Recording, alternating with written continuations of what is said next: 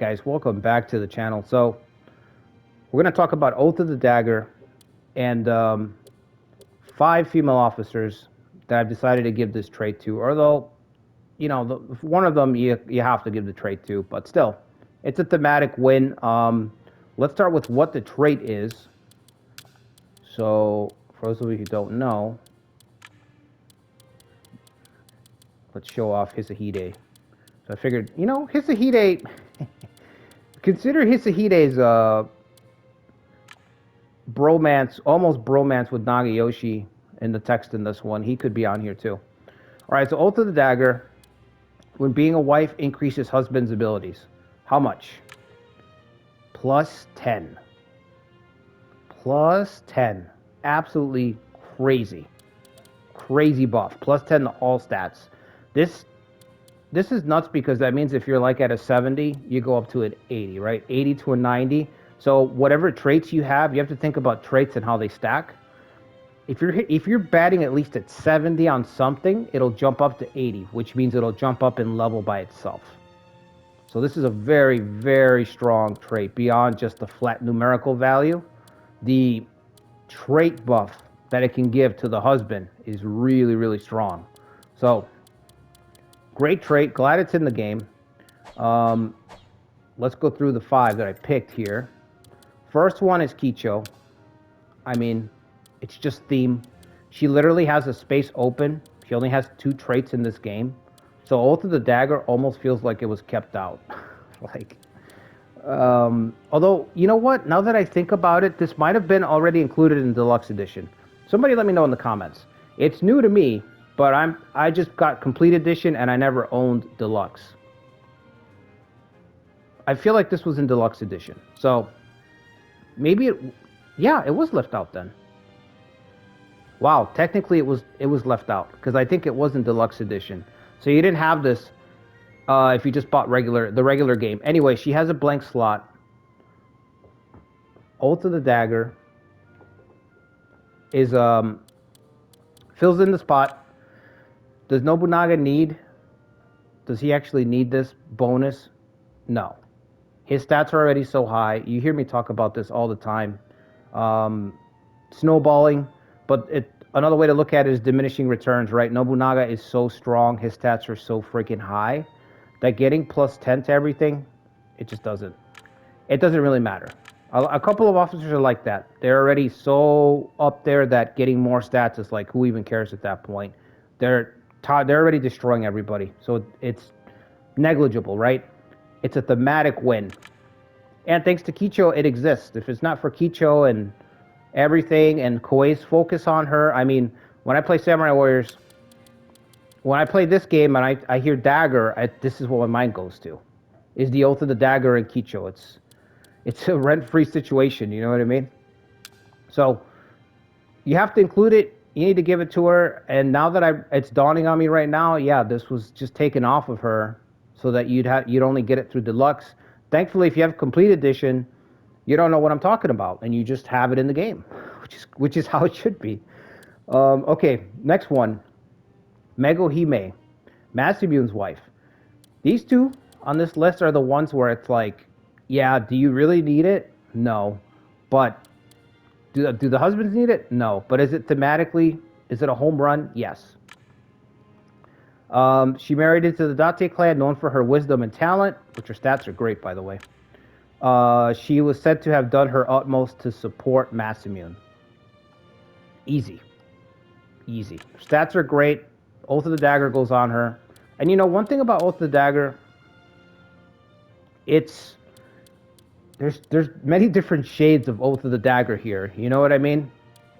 You think about the story with Kicho, you think about Mego, it's like, there's different, you know, I'm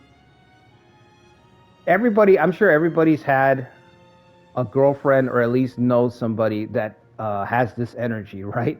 Also, the Dagger can be a really great thing, and it can be a little bit menacing, you know, Kicho-wise. There's many different ways to look at it, you know? So for me, that's my theme for it. It doesn't just have to be the Kicho situation because of the effect of plus 10 to all stats. It's also the support wives supporting their husbands, 110%. That's what I'm trying to capture when I gave it to these female officers in the game. So, these two are very different, is what I'm trying to say, but they're still united theme-wise by their actions and by the trait. All right, so number 3, Jako Numata. Now it gets interesting. These two are like, okay, the husbands are already great. It's just theme. Now it gets interesting. Jako Numata. So, Yusai's wife. She married Yusai Hosokawa and her children, including Tadaoki. Became a devout Christian because of Gracia, right. Donning her armor, she fought alongside her husband at the Battle of Tanabe Castle. So, she literally said, we're being attacked. I'm gonna help you defend. Ride or die. These are the ride or dies. That's what Oath of the Dagger means to me. It's just, these are the ride or die wives. So she already has impregnable, a reference to her thing. So to also help her out, we gave her self-defense, which is focused on, again, defense, the theme, and then Oath of the Dagger increases Yusai's stats. It takes him into the stratosphere, actually. Now, one really cool thing about her kit and how it supports her husband is that her husband, Yusai, has Art in War. Art in War increases all the traits of the castle that he has by 1. So it's set up to snowball traits. So because he has Eloquence, for example, he'll get +1 to it. Because whatever the last rank of Eloquence is, which his Eloquence is at 102 because of hers. Look at his stats. The stats are insane now. +10 to everything. So this makes Yusai probably have the most supportive wife in terms of the trait. Being able to use it to leverage it to get traits because of Art of War. Okay, so her supporting him, her impregnable, for example, is going to start off at level 3, plus the Art of War goes up to 4. Okay, so impregnable is just level 1, but then you go to Yusai, he checks his leadership out to 87. So his leadership, because of his leadership, it gets +2, and then Art of War increases it 1 more time to level 4. Okay, am I matching that right? I'm pretty sure I'm matching that right. So, same thing with Eloquence. Actually, his Eloquence is capped because it's over 100. But you see the effect, the pairing. So her on the list, Jako is like the one that really wants to be on this list. She's the one who really wants to be directly in her husband's castle, in his unit, if possible. Because of Art of War. Art of War lets you get way more out of impregnable than anyone else on this list. And if you gave her something else outside of self-defense that's castle affiliated, I guess it would help too. But I went with self-defense. It just feels appropriate. So yeah, that's Jako Numata. Now the next one, Asahi Ukita, is kind of the red. She's kind of the red to the blue. Okay, Jako's all blue stuff, rapid assault, impregnable. These are all blue traits. Asahi is valor focused. She's all about fighting. Actually, she might be the one that hits the hardest here on this list, actually. Yeah. Okay, so Asahi Ukita, daughter of Tadaiye Ukita. Her true name remains unknown, but she is commonly referred to as Lady Kita. During the siege of Onotsu Castle, she rushed onto the battlefield dressed in armor and rescued her husband from danger. Thenceforth, she would be known as the Valiant Beauty. Now, that last line gave me the idea to give her the other trait. The Valiant Beauty. So, Oath of the Dagger. She already has counterattack, which is a direct. It's perfect. Thematically, that's boom. They got that right on the nose. She rushed in to save her husband during a siege, increases damage against sieging units. 76 Valor means that she only needs 4 points to have counterattack start at level 2, which is great. And then the last thing, she would be known as the Valiant Beauty, so I gave her Reputation. So Reputation and counterattack make it so that she can hold the castle on her own as a lord. She can stand on her own shoulders, okay? She can buff her husband's stats, sure, but she can stand on her own shoulders. And this makes her, to me, the opposite of Jako, the mirror opposite. Dutiful wives, but they're both getting it done 2 different ways.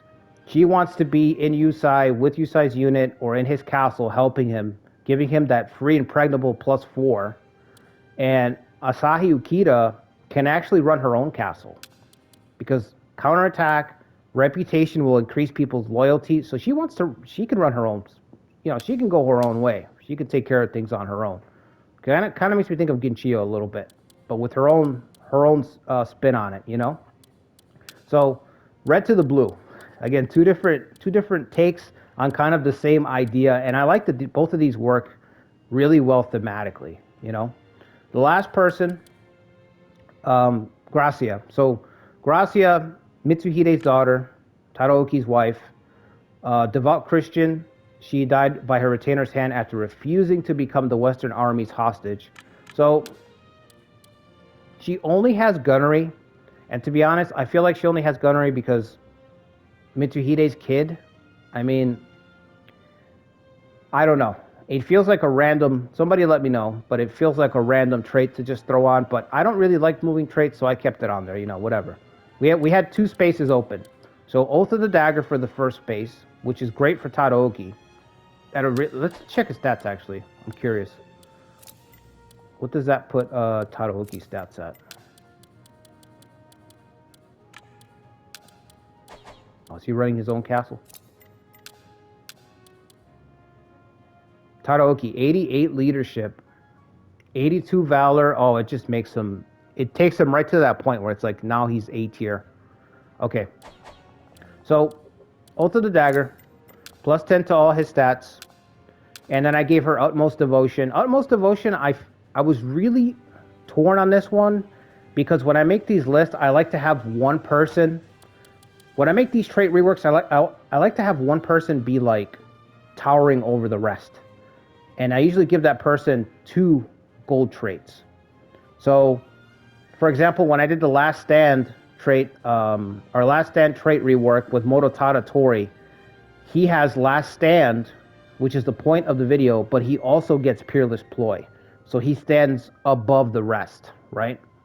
I like to do that, and I almost wanted to do that with Gracia. I almost wanted to give her something like maybe Indomitable Spirit instead of Utmost Devotion, but